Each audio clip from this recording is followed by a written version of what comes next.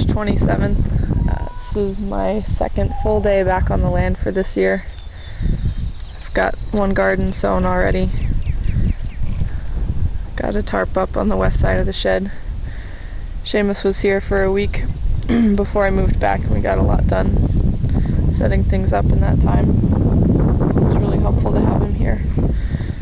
And he lent me a bunch of stuff, including his solar panels, which means I have electricity in my shed, which is kind of freaking me out, but is also kind of awesome because I can listen to music now.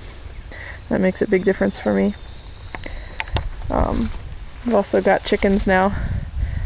I got them as day-olds back in November, and the folks I was sharing a house with over the winter kept them in with their chickens, so we got them all at the same time.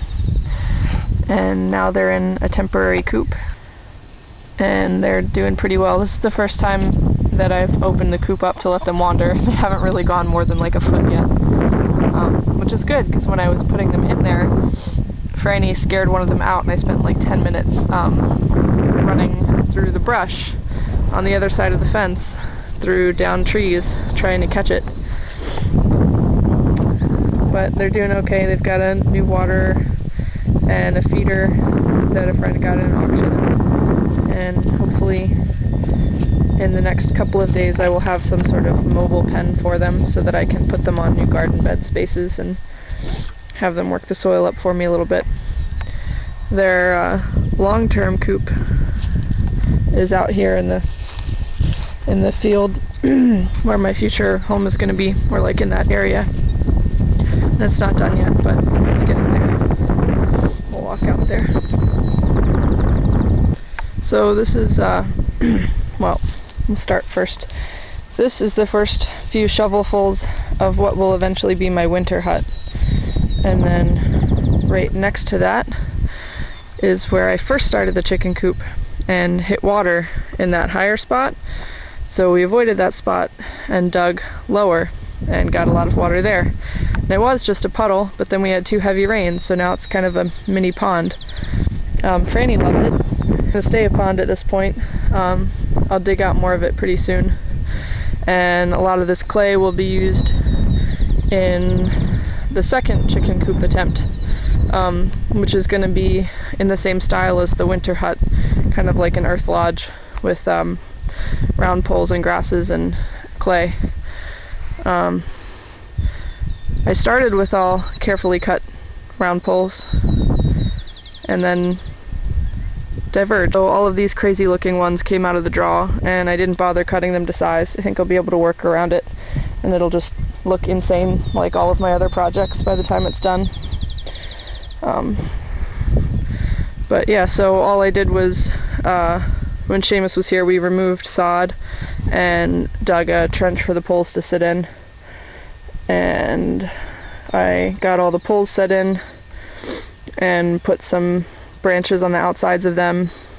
And then technically it should get, technically it should be very different from this. It should be like perfectly cut straight poles, all of the same height and stripped of bark, etc.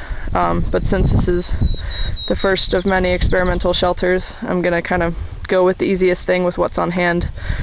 And since it's just for chickens, we'll see how it goes. And if it's a horrible failure, at least it's not my house.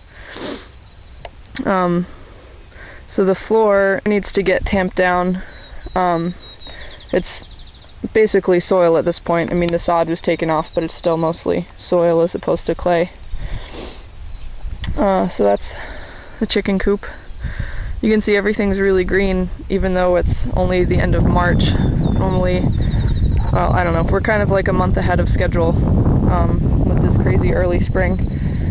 And you can see like that bush over there is wild rose, and that's going to be blooming. And the berries are leafing out.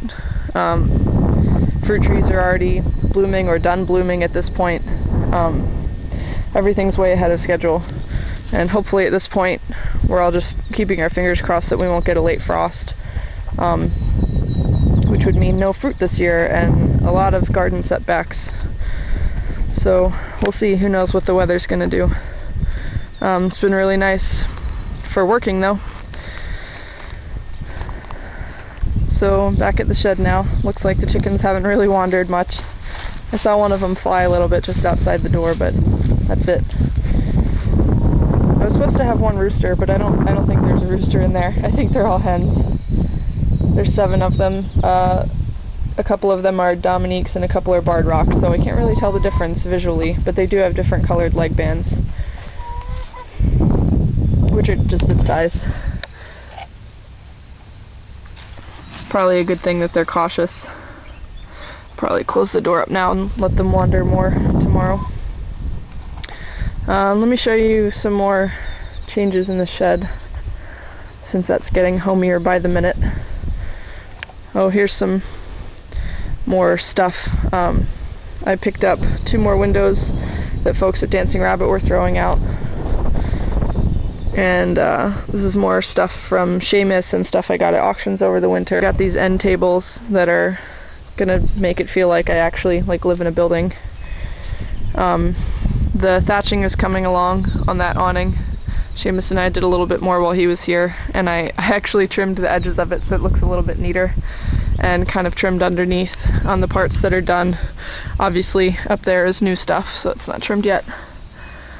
I've got more barrels. I've got these 2 blue plastic storage barrels just for stuff, not for water. And I'll be getting a couple more, I think like 5 more rain barrels, since I'm going to have friends visiting for a while this year. I'm going to need a lot of extra water.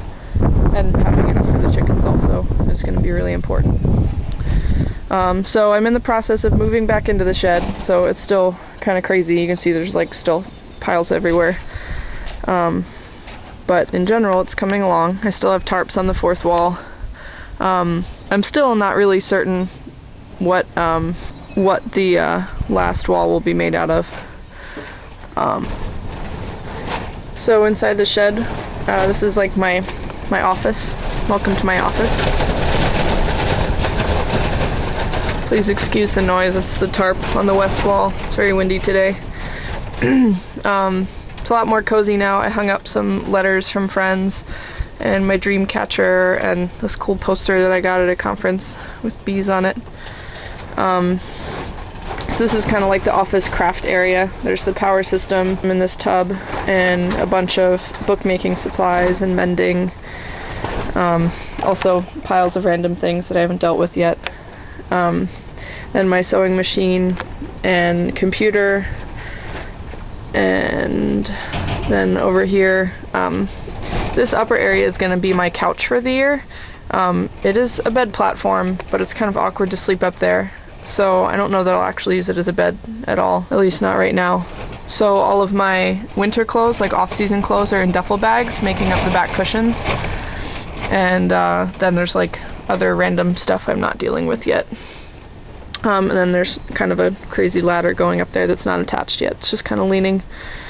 Then my tree painting is kind of like privacy curtain hiding my other stuff.